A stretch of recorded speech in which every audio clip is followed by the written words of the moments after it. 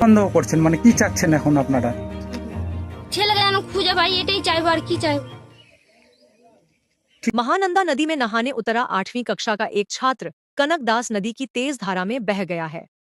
बताया जा रहा है कि कनक अपने नाना के साथ दोपहर को बगीचे में आम तोड़ने गया था, जिसके बाद उसने नदी में स्नान करने की इच्छा जताई। लेकिन जैसे ही वह पानी में उतरा, वह गहरे पानी की चपेट में आ गया और अचानक ओझल हो गया। घटना की सूचना मिलते ही स्थानीय पुलिस और सिविल डिफेंस की टीम मौके पर पहुंची और स्पीड बोट के जरिए युद्ध स्तर पर खोजबीन शुरू की गई। हालांकि देर शाम तक छात्र का कोई सुराग नहीं मिल सका है। इस घटना से पूरे इलाके में शोक की लहर है और परिवार का रो रो कर बुरा हाल है। न्यूज नेशनल 97 की ओर से हम प्रार्थना करते हैं कि प्रशासन जल्द से जल्द इस छात्र को सुरक्षित ढूंढ निकाले। आप भी सावधानी बरतें और बच्चों को अकेले जलाशयों के पास जाने से रोकें। इस तरह की हर छोटी बड़ी खबर और ताज़ा अपडेट्स सबसे पहले पाने के लिए हमारे चैनल न्यूज नेशनल 97 को अभी सब्सक्राइब करें और बेल आइकन जरूर दबाएं। यह खबर पश्चिम बंगाल से न्यूज नेशनल 97 के लिए हमारे संवाददाता पार्थ झा की रिपोर्ट है। আমার বাবার সাথে এসেছিল হ্যাঁ। জমি, আমাদের এখানে তারগানের পারে জমি আছে, আম ভাঙতে এসেছিল, আম ভাঙা হয়ে গেছিল, এপারে রাখতে এসেছিল, রেখে এসে আমার বাবাকে ধরিয়ে দিয়ে বলছে দাদু আমি স্নান করে আসছি একটা ডুব দিয়ে। আর আমার বাবা ওখানেই দাঁড়িয়ে ছিল। হ্যাঁ। ডুব দেওয়া মাত্র আমার ছেলেকে আর দেখতে পাইনি, তা আমার বাবা ভাবছে মনে হয় এদিক ওদিক হয়তো চলে গেছে, তাই জন্য আমার বাবা এদিক ওদিক খুঁজছে, দিয়ে আবার বাড়ি এসছে, বাড়িতে এসে আবার জিজ্ঞাসা করছে আমার মাকে, এদিকে বাড়ি এসছে, বলছে না আসেনি। আচ্ছা আচ্ছা, কি নাম ছেলে, কে হয় যিনি ডুবে গেছে? আমার ছেলে ছেলে কি নাম? কনক দাস, বয়স কত হবে? 14 বছর, কোন ক্লাসে পড়াশোনা করে? ক্লাস 8। বাড়ি? বাড়ি তো মহারাজপুর, এখানে থাকে, আচ্ছা। কাঞ্চনটার মহারাজপুর। এখানে থাকে? হ্যাঁ এখানে থাকতো দাদু বাড়িতে। কি সন্দেহ করছেন, মানে কি চাচ্ছেন এখন আপনারা? ছেলেকে যেন খুঁজে পাই, এটাই চাইবো, আর কি চাইবো। ঠিক আছে, আপনার নাম? জবা দাস।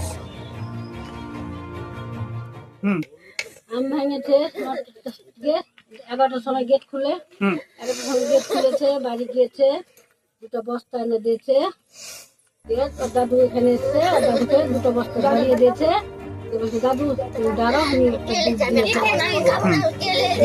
দিয়ে আসছি, তুমি দাঁড়াও। পুরো দুধ দিতে দৌড়ে নামলো, ওর দাদু দাঁড়িয়ে গেছে, তারপর আসে না যখন তখন ওর দাদুকে নামলো, দাদু দেখতে পেলো না, আমার দাদু খুঁজাখুঁজি করতে লাগলো, বাড়ি গেল, যখন গেছে আমি করছি না, যখন খুঁজে পারলাম না। বলছে যে বাচ্চাটা যে জলে ডুবেছে, কি নাম ওর? কনক দাস। কত বয়স? 14 বছর। পড়াশোনা করে? এইটাই পরে। ক্লাস 8-এ পড়ে? বাড়ি কোথায়? বাড়ি কাঞ্চনটার, এখানে থাকে। আচ্ছা আচ্ছা আচ্ছা আচ্ছা। এখানেই থাকে। বলছি পুলিশ এসছে? পুলিশ এসেছে এখানে?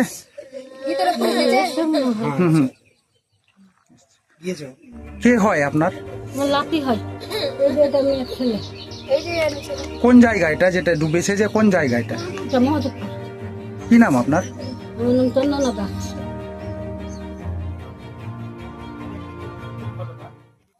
মুচিয়া মহাদেবপুর রে আমরা বসবাসকারী মানুষ, আমাদের নদীতে স্নান করতে আসতে হয়।